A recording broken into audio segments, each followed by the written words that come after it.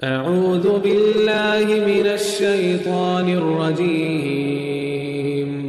बिस्मिल्लाहिर्रहमानिर्रहीम। बिस्मिल्लाहिर्रहमानिर्रहीम। इज़हब अंत व अख़ूक बिआयाती वला तनिया फ़ी ज़िक्री इज़हबा इला फ़िरऔन इन्नहु तग़ा फ़क़ूला लहू क़ौलन लय्यिनन लअल्लहु यतज़क्करु औ यख़्शा। इज़हब तुम, अंत व अख़ूका तुम और तुम्हारा भाई दोनों मेरी निशानियाँ लेकर बिआयाती वला तनिया फ़ी ज़िक्री। इज़हब अंत व अख़ूका बिआयाती वला तनिया फ़ी ज़िक्री, तुम और तुम्हारा भाई दोनों मेरी निशानियाँ लेकर जाओ। किसके पास? फ़िरौन के पास। वला तनिया फ़ी ज़िक्री, और मेरी याद में सुस्ती न करना। ऐसा ना करना कि जाते वक्त भूल जाओ, मेरा जिक्र छोड़ दो। ये चीज़ तुम और तुम्हारा भाई दोनों जाओ। का इज़हबा इला फ़िरऔन इन्नहु तग़ा, कि तुम दोनों फ़िरौन की तरफ जाओ, बेशक उसने सरकशी की है, उसने फ़साद किया है, तो उसके फ़साद को रोको। रोकने से मुराद उसे दावत दो ताकि वो जुल्म से बाज आ जाए। हज़रत मूसा अलैहिस्सलाम की और हज़रत हारून अलैहिस्सलाम की मुलाकात होती है। हज़रत हारून अलैहिस्सलाम कहते हैं कि इस कदर जुल्म बढ़ गया है कि अगर कोई बनी इसराइली फ़िरौन के ख़िलाफ़ बात करे या फ़िरौनी कौम के ख़िलाफ़ बात करे तो उसे कत्ल कर दिया जाता है। जुल्म इस कदर बढ़ चुका है कि अब इस जुल्म को रोकने के लिए हज़रत मूसा अलैहिस्सलाम और हज़रत हारून अलैहिस्सलाम फ़िरौन के दरबार में पहुँचते हैं। और फ़िरौन के दरबार में पहुँच करके अल्लाह तबारक व तआला का हुक्म क्या होता है, जब तुम उनके दरबार में पहुँचो, फ़क़ूला, तो तुम दोनों लहू क़ौलन लय्यिनन लअल्लहु यतज़क्करु औ यख़्शा, तो तुम दोनों उससे नरमी से बात करना। अब आप समझ रहे हैं, अंदाज़ा लगाइए। एक आदमी वो है जिसने खुदाई का दावा किया है, सामने नबी हैं, और नबी को हुक्म क्या दिया जा रहा है का वहाँ जाकर नरमी से बात करना। फ़क़ूला लहू क़ौलन लय्यिनन, तो तुम दोनों उससे नर्म बात करना। लअल्लहु यतज़क्करु औ यख़्शा, इस उम्मीद पर करना कि वो नसीहत कबूल कर ले या अल्लाह के अज़ाब से डर जाए। आज हम अगर किसी गुनहगार को या किसी बहके हुए इंसान को दावत दें कि आओ सही रास्ते की तरफ, तो हुक्म क्या दिया जा रहा है का पहले उससे के साथ नरमी से बात करो, ताकि कहीं ऐसा, एक तो वो मुजरिम है ही, अब अगर डांट करोगे कैसा आदमी है बे, अब जब तुम पहले ही डांट लगाओगे तो जुर्म और करता रहेगा। इसलिए कहा जब तुम उसको बुलाना चाहो किसी को, तो कहा उसके साथ नरमी से कलाम करो। एक ये चीज़ है। अच्छा, नरमी से कलाम करो। हज़रत मूसा अलैहिस्सलाम पहुँचे, और बचपन में पाला था ना, तो ऐसा तो नहीं होगा कि पता न चले कि कौन आया है मेरे सामने। तो वो जो शफ़क़त और मोहब्बत जो बचपन की थी, वो देखते ही भड़क उठी। कहा ये तो वही है जिसको मैंने बचपन में पाला था, लेकिन अब हैसियत बदल गई है। कहा जब पहले आए थे तो ज़रूरत थी कि इनको बड़ा किया जाए और इनकी देखभाल की जाए, लेकिन अब आए का अब वो ज़रूरत नहीं है। अब क्या है का अब तू सुधर जा, अब तुझे सुधारने के लिए आया हूँ। कल तो वो हालत थी कि तू मेरी परवरिश कर रहा था, आज ये हालत है कि तू अपने काम से बाज आ जा और जुल्म छोड़ दे। अल्लाह ने तुझे सही रास्ते की तरफ लाने के लिए मुझे भेजा है ये। और जब बातें हुई सारी, तो उसने कुछ कंडीशंस रखी कि मेरी ये शर्त है, मेरी ये शर्त है, मेरी ये शर्त है, अगर ये सारी शर्तें तुम कबूल कर लो तो फिर मैं ईमान ले आता हूँ।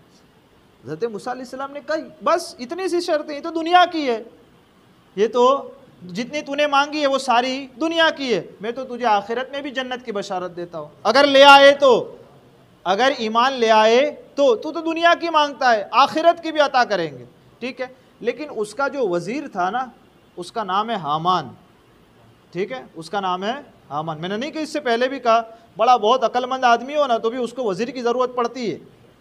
इसका वज़ीर था हामान। ये हामान को पूछे बगैर कोई काम नहीं करता था। जब हज़रत मूसा और हारून दरबार में पहुँचे थे और जब ये सारी बातें हो रही थी, तो हामान मौजूद नहीं था। कह तो दिया कि ठीक है, उम्मीद है कि मैं ईमान लाऊंगा, लेकिन कहता है बाद में कि मैंने हामान से पूछा नहीं, मशवरा नहीं किया, अभी वो आए फिर मैं उससे मशवरा करता हूँ, उसके बाद तुमको जवाब देता हूँ। फिर हामान आया, अलग दोनों कमरे में गए। फिर उसने कहा कि ये जो बात कर रहे हैं ना हज़रत मूसा और हारून, मुझे इनकी बात बड़ी अच्छी लग रही है, तो मैं सोच रहा हूँ मैं ईमान ले आऊँ। तो वो हामान जवाब देता है, हम तो तुझे बड़ा अक्लमंद समझते थे, बल्कि हम तो खुद तुझे खुदा समझते हैं, और तू ये तो ऐसी बेवकूफ़ों वाली बातें करता है और मूसा के दिन पर ईमान लाना चाहता। मूसा जिस खुदा की तरफ बुला रहे हैं उस खुदा को मानना चाहता है, हम तो खुद तुझे खुदा कह रहे हैं। कहा हाँ, मतलब क्या करना है? कहा इनकार कर दे उनका। कहा आना चाहता था सही रास्ते पर, बहका दिया वजीर ने।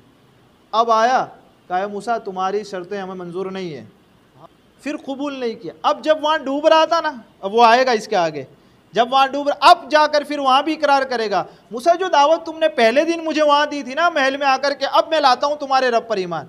कहा परवरदिगार आलम की तरफ से अब कहा जाएगा वो मौका था ईमान लाने का जब तू नहीं लाया। अब का मौत को सामने देख रहा है कि अनकरीब मर जाएगा, हिचकोले खा रहा था पानी के अंदर, कभी अंदर डूबता कभी बाहर आता, फिर डूबता फिर बाहर, ऐसे आलम में कहता था मैं ईमान लाया हज़रत मूसा के रब पर। तो अब ईमान लाना कबूल नहीं। कहा क्यों? कहा को मौत के फरिश्ते देख चुका है, सारे गैर मुस्लिम मरते वक्त देख लेते हैं फरिश्तों को। रूह कौन कब्ज करता है? अल्लाह की तरफ से भेजा हुआ, कुल यतवफ़ाकुम मलकुल मौत अल्लज़ी वुक्किल बिकुम, अल्लाह की तरफ से भेजा हुआ फरिश्ता रूह कब्ज करता है। जब फरिश्ते को देखता है ना तो सारे इन गैर मुस्लिमों को यकीन हो जाता है देखते के साथ, इस्लामी सच्चा मज़हब है, कुरान सच्ची किताब है, लाने वाले रसूल सच्चे हैं, इनका मज़हब सही है। उस वक्त वो कहने लगता है मैं उस सच्चे मज़हब पर ईमान लाया। का अब थोड़ी पूरी ज़िंदगी थी 60 साल की जिसमें कबूल करना था, अब तो मलाइका को देख चुका, फरिश्ते देख चुका, अब कबूल नहीं है। तो इसलिए कहा जाता है आज ले इनकी पनाह और आज मदद मांग इनसे, फिर न मानेंगे क़यामत में। अगर मान गया क़यामत में जाएगा तो मानना ही है ना, क़यामत में जाएगा तो मानेगा नहीं कि एक खुदा है, एक रसूल हैं, सारे नबियों के सरदार हैं, इधर जन्नत है इधर जहन्नम है, जन्नती इधर जा रहे हैं जहन्नमी इधर जा रहे हैं, तो क़यामत में मानेगा कि नहीं मानेगा? फिर परवरदिगार आलम की तरफ से निदा दी जाएगी, बंदे मानना तो वहाँ था दुनिया में जहाँ तूने नहीं माना, यहाँ तो माने ना माने हर हाल में तुझे मानना है यहाँ, क्योंकि तू तो देखने वाला है वो चीज़ें। पुल सिरात देखेगा, मीज़ान देखेगा, हिसाब किताब देखेगा, सब कुछ तो आंखों से देख रहा होगा, अजाब भी देख रहा होगा, किसी को घसीट कर ले जाया जा रहा होगा वो भी देख रहा होगा, मोमिनों को सवारियों के ऊपर ले जाया जा रहा होगा वो भी देख रहा होगा। तो सारे मंजर उसके सामने होंगे, अब कबूल करेगा, कहेगा नहीं नहीं अब वो सही है। अब कहा जाएगा अब वो वक्त नहीं है, वक्त वो था ईमान लाने का जिसमें तुम ईमान नहीं लेकर के आए। तो ये एक चीज़ है समझने वाली, इससे हमको और आपको समझ में आती। ख़ास चीज़ क्या है? का ख़ास चीज़ ये है कि इतने जाबिर और इतने जालिम बादशाह को भी जब दावत नबी के ज़रिए दिलवाई जा रही है तो क्या कहा जा रहा है? का नरमी से बात करना। अब यहाँ पर मैं एक बात जो हज़रत यहया बिन माज़ की है वो आपके सामने पेश करूँ कि यहया बिन माज़ के सामने जब इस आयत की तिलावत की गई तो यहया बिन माज़ कहते हैं कि एक वो बंदा जो ऐलान करता है कि मैं खुदा हूँ, मैं खुदा हूँ, इन्नी अना रब्बुकुमुल आला, बल्कि मैं तुम्हारा सबसे बड़ा खुदा हूँ, यूँ कहता था फिरौन। तो ये एक वो शख्स कि जो खुद सबसे बड़ा खुदा होने का दावा करता है, उसके साथ भी जब नबी को बात करवाने का हुक्म हुआ कि नबी इससे बात करो, तो हुक्म क्या दिया? कहा नरमी से बात करो। तो इससे वो कहते हैं कि एक वो बंदा जो सच्चे खुदा को मानकर झुक करके उसकी इबादत करता होगा, रब उसको कितना इनाम अता फरमाएगा। जब ये मुनकिर है, खुद खुदाई का दावा कर रहा है, तो हुक्म ये है कि नरमी से बात करो, तो खुद बंदा झुक जाए और अपने रब के सारे अहकामात को मानता रहे, उसे राज़ी कर ले, उस पर कितना बड़ा इनाम हो। एक चीज़। और दूसरी चीज़ का देखो, जा रहे हैं तो क्या हुक्म है? हुक्म ये है कि वला तनिया फ़ी ज़िक्री, मेरे ज़िक्र करने में सुस्ती न करना, ज़िक्र करते रहना। तो जब भी किसी काम की तरफ आप निकलें तो सोचना और करना क्या है? का सोचो, भरोसा अल्लाह तबारक व तआला के ऊपर, हर वक्त का उसका ज़िक्र करते रहो, और उसके बाद तुम्हारे काम देखो यकीनन आसान हो जाएंगे। ज़िक्र से होता क्या है? का ज़िक्र से तुम्हारे दिल में रूहानियत पैदा हो, और जिसके दिल में रूहानियत पैदा हो वो अपने मकसद में कामयाब हो जाता है। तो इसलिए जब भी किसी का, दुनिया का हो दीन का हो, किसी भी काम के लिए जब आप निकले तो आप रब को न भूलें। हम ऐसा होता है कि रब को भूल कर सब कुछ करते हैं, रब को याद रखें और फिर उसके बाद काम करें, यकीनन इंशाअल्लाह ज़रूर आप देखेंगे कि वो काम आपके चाहने से पहले पूरा हो जाए। मेरे कहने और आपके सुनने में आमदन सावन कोई ख़ता हुई हो, अल्लाह अज़्ज़ व जल अपने हबीब के सदक़े उसे माफ़ फरमाए। अस्तग़फिरुल्लाह रब्बी मिन कुल्लि ज़ंब।